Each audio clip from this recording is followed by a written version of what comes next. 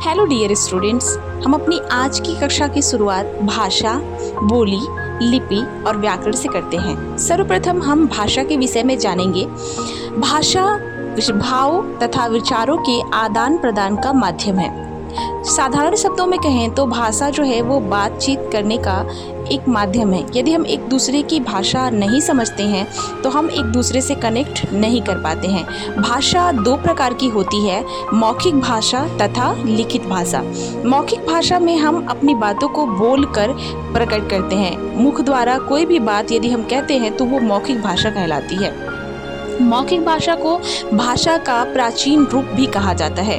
प्राचीन रूप इसलिए कहा जाता है क्योंकि बालक जब पैदा होता है तो वो सर्वप्रथम लिखना नहीं सीखता है, वो बोलना सीखता है। इसलिए मौखिक भाषा भाषा का प्राचीन रूप कहलाती है। लिखित भाषा में हम अपनी बातों को हम लिखकर प्रकट करते हैं, इसलिए वो लिखित भाषा कहलाती है। और लिखित भाषा को प्रामाणिक भाषा भी कहा जाता है। अब बात करते हैं हम बोली की। तो बोली एक स्थानीय क्षेत्र के लिए सीमित होती है, अर्थात कहने का तात्पर्य ये है कि हर राज्य की अलग अलग बोलियां हैं। ठीक है, हिंदी हम भी बोलते हैं और हिंदी बिहार वाले भी बोलते हैं, लेकिन हम दोनों की हिंदियों में बहुत सारा फ़र्क नज़र आता है, तो ये बोली की वजह से है।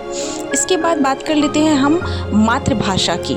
तो मातृभाषा वो होती है जिसमें बालक जब पैदा होता है तो अपने घर से, अपने माता पिता से जो भाषा वो सीखता है तो वो मातृभाषा कहलाती है। राजभाषा उस भाषा को हम कहते हैं जो सरकार और जनता के बीच में संपर्क स्थापित करती है। अर्थात कहने का तात्पर्य है कि हमारे देश के कार्यालयों में जिन भाषा का प्रयोग होता है और उस भाषा को जनता जो है वो साधारणतः समझ सकती हो, उस भाषा को हम क्या कहते हैं? राजभाषा कहते हैं। तो हिंदी हमारे देश की राजभाषा है। हिंदी के अलावा संविधान ने 21 अन्य भाषाओं को भी मान्यता दी हुई है।